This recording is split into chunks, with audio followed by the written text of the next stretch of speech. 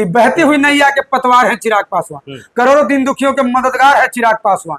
ऐ देश के नेताओं आराम से सो जाओ, इस देश के कण कण का पहरेदार है चिराग पासवान। समझौता नहीं, यही बयान चाहिए, और एमपी नहीं, बिहार सीएम के कुर्सी पर चिराग पासवान चाहिए। बाबा साहेब ने संविधान जरूर लिखा था, लेकिन इस पटल पर SC/ST एक्ट को, इसको 310 के नाम से हम जानते हैं, उसको लागू करवाने वाला कोई अगर नेता थे जिसका नाम Ramvilas Paswan. Doctor, engineering, IAS, IPS, IIT, UPSC करने के लिए बिहार से बाहर जा रहे हैं। वो जितनी संस्थाएं हैं और वही बिहारी जाकर के उनको सिखाने का, पढ़ाने का काम करते हैं। तो वही बिहारी टीचर इस बिहार के नौजवानों को, इस बिहार के छात्रों को बिहार में रह करके अच्छा शिक्षा क्यों नहीं देंगे। हाजीपुर लोकसभा जो है कि ये अपने आप में काफी महत्वपूर्ण रही, और यहाँ पे जो भी सांसद रहे कहीं ना कहीं वो केंद्र में मंत्री भी रहे, है ना। तो जिस तरीके से केंद्र में मंत्री रहने के बावजूद जो इस हाजीपुर लोकसभा का जो डेवलपमेंट है वो कहीं ना कहीं रुका हुआ दिखाई दे रहा है। तो कैसे देखते हैं? चिराग बाबू भी है, लेकिन यहाँ की जो है कि स्थिति है, जो लोकसभा की डेवलपमेंट है, वो कहीं ना कहीं अछूती है। हाजीपुर में सांसद भी है, विधायक भी है, MLC भी है, राज्यसभा भी है, मुखिया भी है, वार्ड पार्षद भी है, नगर परिषद है, नगर चेयरमैन है। और आप कैसे सोच सकते हैं कि हाजीपुर का विकास रुका हुआ है?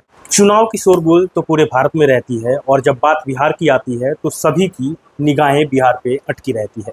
फिलहाल अभी हमारे साथ मौजूद हैं LJPR यानी रामविलास के मीडिया प्रवक्ता साजिश पासवान जी, जो कि काफ़ी कद्दावर नेता हैं, और फिर काफ़ी दिनों से रामविलास पासवान जी के टाइम से ही ये पार्टी में सक्रिय रहे हैं, और आज भी ये जब चिराग पासवान पार्टी की कमान संभाले हैं फिर भी सक्रिय हैं, और आज मीडिया सेल बनकर LJP के लिए काम कर रहे हैं। बात करते हैं कि किस तरह की चहलकदमी है बिहार में, LJP किस तरह की मजबूती खेमे में आ रही है। तो आइए आपको रूबरू कराते हैं। हमारे साथ मौजूद हैं साजिश पासवान जी। सर, स्वागत है आपका TN न्यूज़ नेटवर्क। जी धन्यवाद। सर, क्या कहेंगे, चुनाव आने वाली है, LJPR किस मजबूती खेमे में अपने आप को इस बार बिहार में प्रस्तुत कर रही है? जी प्रकाश जी, बहुत बढ़िया प्रश्न आपने किया। अभी आपने देखा कि विगत दिनों आरा के शाहाबाद में LJPR का एक ऐतिहासिक जनसभा हुआ, जिसमें हमारे नेता आदरणीय चिराग पासवान ने आरा के जनसभा से इस देश को, इस राज्य को एक नया संदेश देने का काम किए। और जहां एक तरफ आरा का जनसैलाब हुआ, वहां से हमारे जितने पार्टी के वर्कर थे, हमारे पार्टी के सिपाही थे, एकदम बिल्कुल पहले की तरह, और आज फिर पुनः चार्ज होकर के अभी हमारा आगामी 29 जून को राजगीर के बहुजन भीम संकल्प समागम होने जा रहा है, जिससे जो हमारे श्रद्धेय पार्टी के संस्थापक आदरणीय श्रद्धेय रामविलास पासवान जी का सोच था, आज उन्हीं के सोच पर हमारे नेता और पार्टी के राष्ट्रीय अध्यक्ष, भारत सरकार के सम्मानित मंत्री आदरणीय श्री चिराग पासवान राजगीर के ऐतिहासिक मैदान से पुनः बहुजन भीम संकल्प समागम को संबोधन करने जा रहे हैं।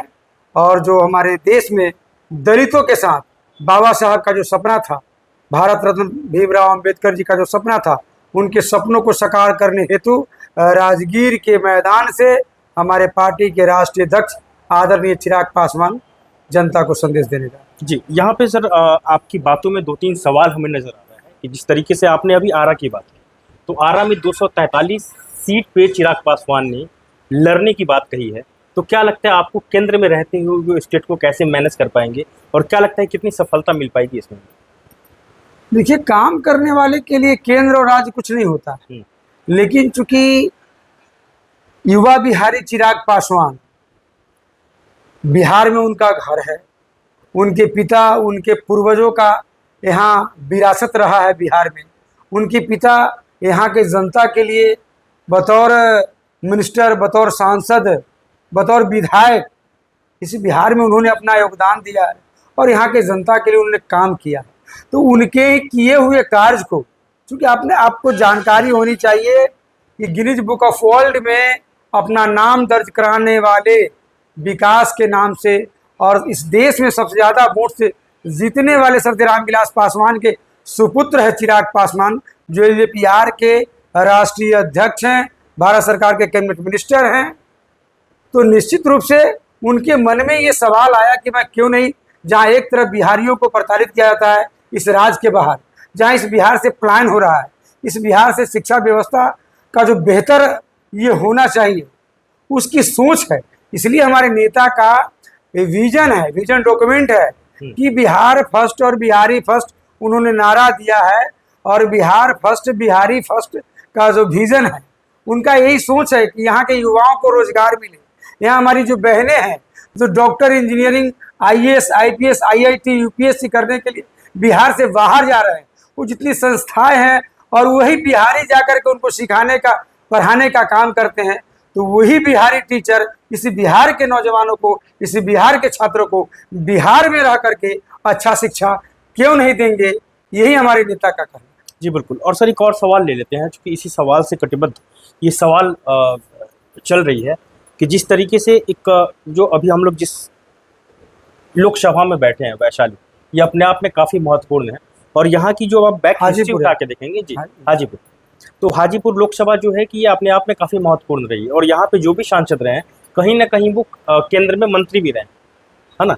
तो जिस तरीके से केंद्र में मंत्री रहने के बावजूद जो इस हाजीपुर लोकसभा का जो डेवलपमेंट है वो कहीं ना कहीं रुका हुआ दिखाई दे रहा है, तो कैसे देखते हैं? आज चिराग बाबू भी है, लेकिन यहाँ की जो है कि स्थिति है, जो लोकसभा की डेवलपमेंट है वो कहीं ना कहीं अछूती है, कैसे बताएं?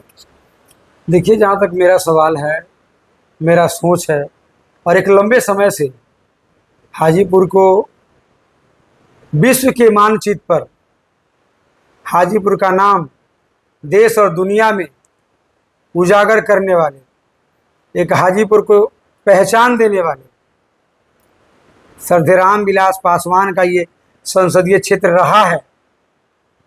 और उनके किए हुए विकास को आने वाला पीढ़ी कभी उसे भुला नहीं सकता है। मैं तो ये कहूँगा कि जब तक सूरज चांद रहेगा, रामविलास पासवान तेरा नाम रहेगा। और उन्हीं के जलाए हुए चिराग आज इस बिहार के और इस हाजीपुर लोकसभा के सांसद हैं, केंद्र मिनिस्टर हैं। और आप कैसे सोच सकते हैं कि हाजीपुर का विकास रुका हुआ है? अभी देखिए कि उनके मंत्रालय के तहत जो निफ्टम आता है, इस बिहार में निफ्टम का एक भारत देश में एक ऐसा स्थान रखने जा रहा है, जो रिसर्च सेंटर खुलने जा रहा है। दूसरा भारत में दूसरा निफ्टम जो है रिसर्च सेंटर खुलने जा रहा है इस बिहार में, और ये चिराग पासवान जी का ही देन है। तो कहीं ना कहीं से जो दायरा होता है, इस देश में बहुत सारी राजनीतिक पार्टियां हैं और राजनीतिक दल है, राजनीतिक पद हैं, और जनप्रतिनिधि जनता का पगड़ी होता है। तो इस हाजीपुर में सांसद भी है, विधायक भी है, एमएलसी भी है, राज्यसभा भी है, मुखिया भी है, वार्ड पार्षद भी है, नगर परिषद है, नगर चेयरमैन है, मतलब इतनी सारे पदे हैं। और सिर्फ हाजीपुर के विकास की बात अगर हम चिराग जी से ही शुरू करते हैं और चिराग जी पर ही थोपते हैं, तो मेरे ख्याल से ये थोड़ा अच्छा नहीं होगा। क्योंकि ये सर्वोपरि चीज है, सांसद एक जो है। और एक चीज मैं बहुत बड़ी बात थी कि इस हाजीपुर में जो केंद्रीय विद्यालय बंद होने के कगार, मैं तो कहता हूं कि बंद हो चुका था, उस देश के भविष्य नन्हे मुन्ने बच्चों के लिए जो केंद्रीय विद्यालय खोलवाने का काम हमारे आदरणीय चिराग पासवान ने किया है, जिसका नामांकन भी शुरू हुआ। तो ये सब हाजीपुर के विकास का ही काम है, प्रकाश जी। जी बिल्कुल। और जिस तरीके से आपने अभी एक जिक्र किया है कि राजगीर में जो है कि 29 जून को कुछ बहुजन कार्यक्रम जो है कि चिराग पासवान, बहुजन भीम संकल्प बहुजन महासभा, जी बिल्कुल, ये महासभा आयोजन होने जा रहा है। तो इसका क्या उद्देश्य है, और फिर यहाँ पे क्या वो दलित वोट बैंक को एकत्र करने के लिए क्या ये सभा लगाई जा रही है, कैसे देखते हैं? देखिए, श्रद्धेय रामविलास पासवान का पुनः नाम लेना चाहूँगा। जो हमारे नेता श्रद्धेय रामविलास पासवान, जो देश और दुनिया में दलितों के नेता कहे जाते थे तो वो बहुजनों के नेता, सर्व समाज के लोग उनको सम्मान और आदर देता था।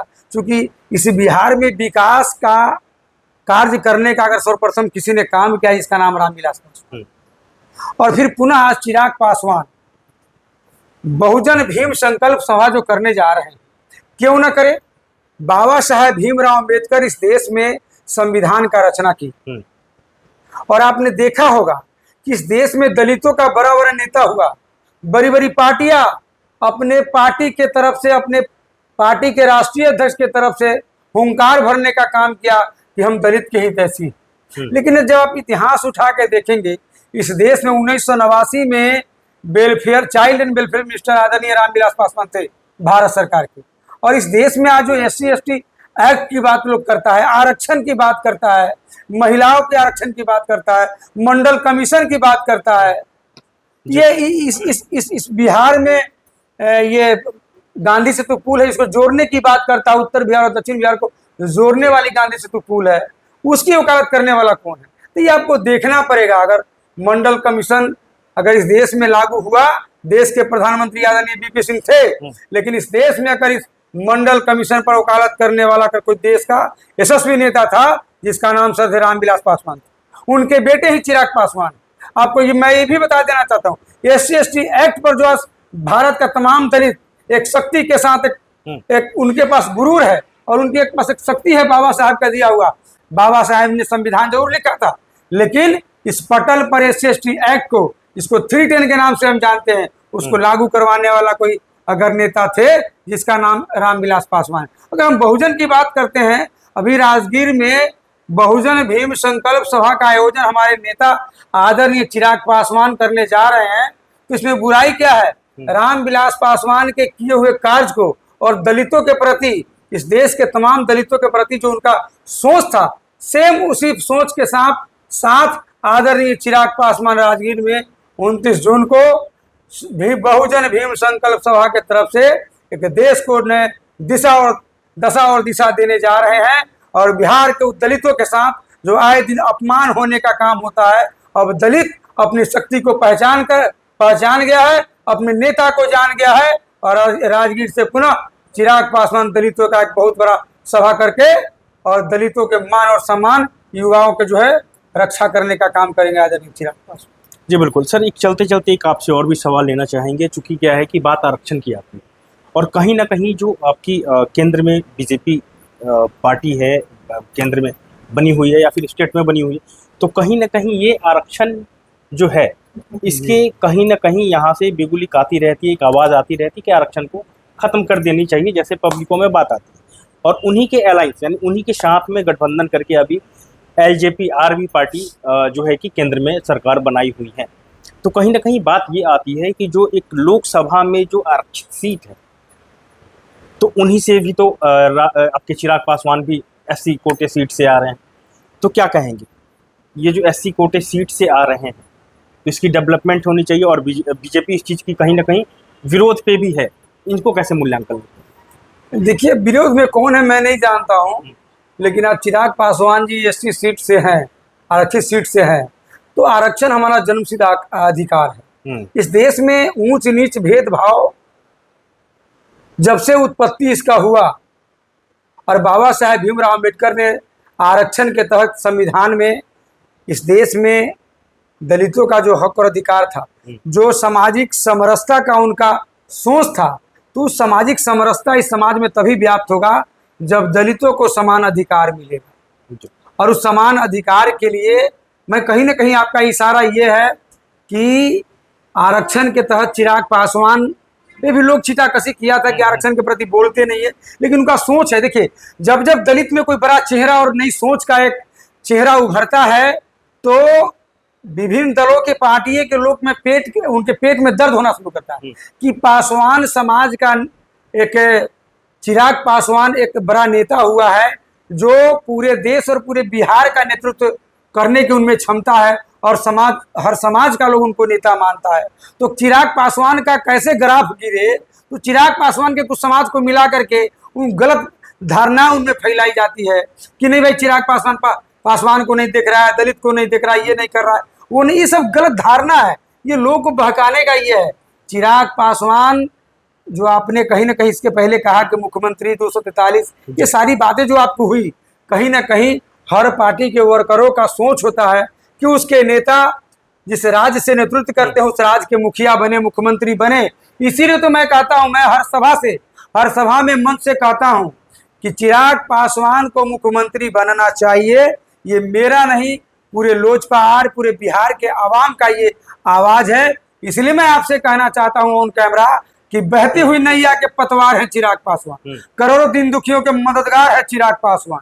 ऐ देश के नेताओं आराम से सो जाओ, इस देश के कण कण का पहरेदार है चिराग पासवान। इसलिए समझौता नहीं, यही बयान चाहिए, और एमपी नहीं, बिहार सीएम के कुर्सी पर चिराग पासवान चाहिए, चिराग पासवान चाहिए। मैं आपको बताना चाहता हूँ। जी बिल्कुल। तो जैसे कि आपने देखा, हमारे साथ बने हुए हैं साजिश पासवान, जो कि एलजेपी-आर के बहुत पुराने कार्यकर्ता हैं, जो कि रामविलास पासवान के टाइम से ही काफ़ी जुझारू रहे हैं और फिर हमारे साथ मौजूद थे। उन्होंने ऐसे बिहार में जो है कि किस तरीके से एलजेपी-आर अपनी कदम को पसार रही है और फिर कदम को पसारने के बाद किस तरह से बिहार की डेवलपमेंट होगी, इस पर उन्होंने बात की। और फिर आने वाले टाइम में देखते हैं कि बिहार की जो सीएम की कुर्सी है वो क्या चिराग उस पर बैठ सकते हैं या फिर ये ख्याली पुलाव ही हो सकता है। तो फिर मिलते हैं आपसे। कैमरा पर्सन संतोष के साथ प्रकाश, नेशनल न्यूज़ नेटवर्क, पटना।